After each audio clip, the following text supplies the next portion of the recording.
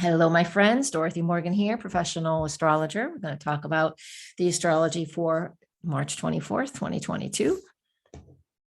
However, once in a while, if you catch this not on that day, maybe the message has a lot to do with something going on in your life. So even if it's not today, go ahead and make sure and use that energy in the best way that you can. All right.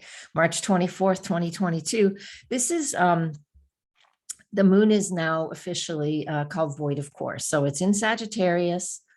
Look at way over here. It's out of bounds and it's void of course. What does all that astrology mean? It means let's explore today. Let's have fun today. Let's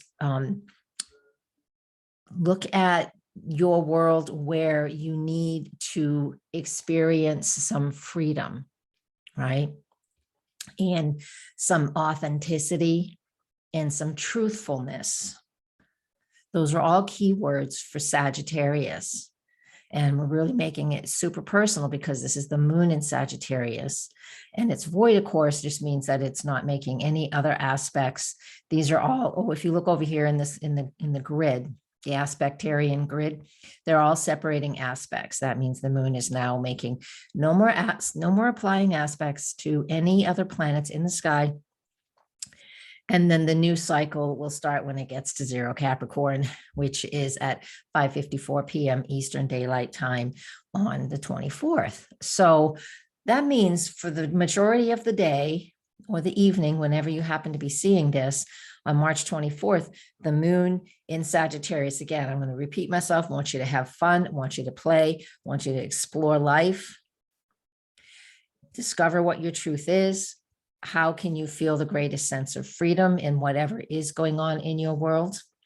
Look where this area of Sagittarius is for you. And again, being that the moon is out of bounds, it's very low in the sky, very south in the sky compared to the path of the sun. So that means that it sort of has, it's like letting a balloon go and it just sort of bounces around in the sky. So it's able to get, there's nothing restraining it. So we need to be careful of our words today, because the last aspect it did make, as far as the Ptolemy aspects go, was to Mercury, Neptune, then Mercury in Pisces.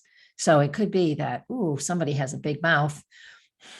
Or we say something that's like, that was a little too far. So be aware of that. You don't want to hurt people's feelings. But if the truth needs to come out, it's going to come out anyways. All right, we're going to get some additional content from Spirit, from the Astro Dice. So if you have a question, now's the time to pose it. As I'm rolling the dice, I have a question in my mind.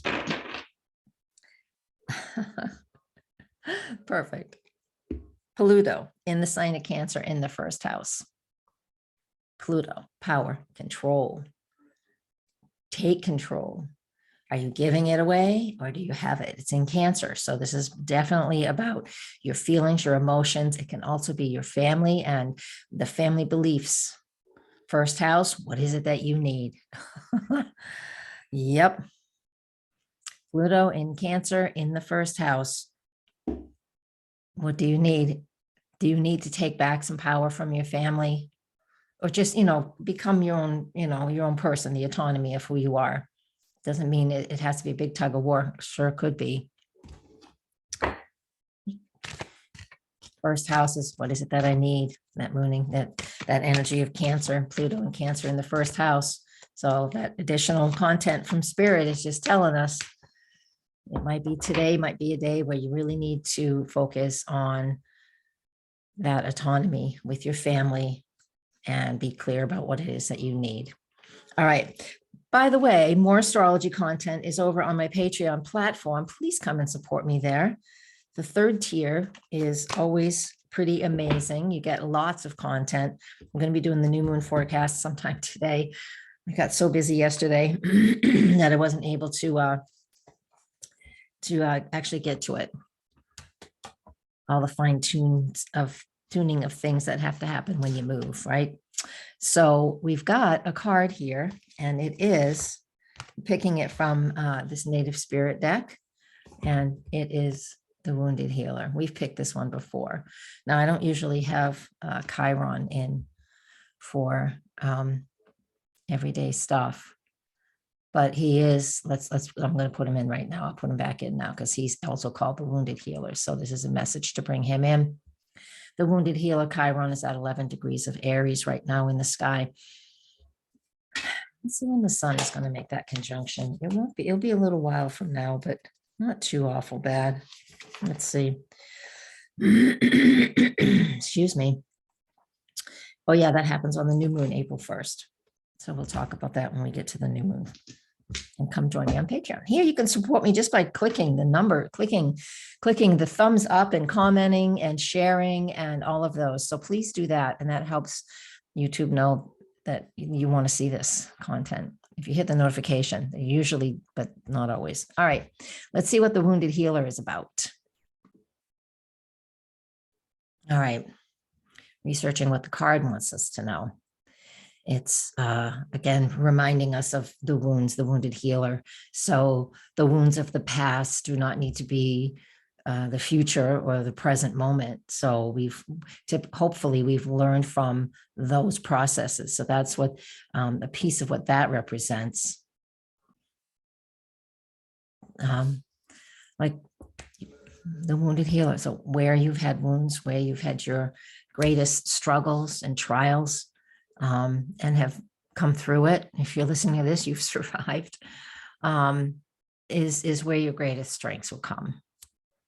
So being easy on yourself and kind to yourself, but just realizing that with that wounded healer, you know, what you have been through and the trials that you've had, if you can see them, and I mean, not separate from them, but see them for what they are, see the lesson for what it was, then that is a super good message. It's a message from me for sure, because the next few months are a bit uncertain. So, but I will still do my best to be here every day. Maybe I'll have to record. I'm moving on Sunday, temporary housing, but everything into storage except for I want my office. It's my everything, that my bed, my comfort things, you know, the Pluto in Cancer in the first house. What is it that I really need that makes me feel comforted and secure? So those are the things. That's my personal story. You all know that. All right. So let's meet back here again tomorrow, and I will see you then. Everybody have a great day. Blessings and namaste.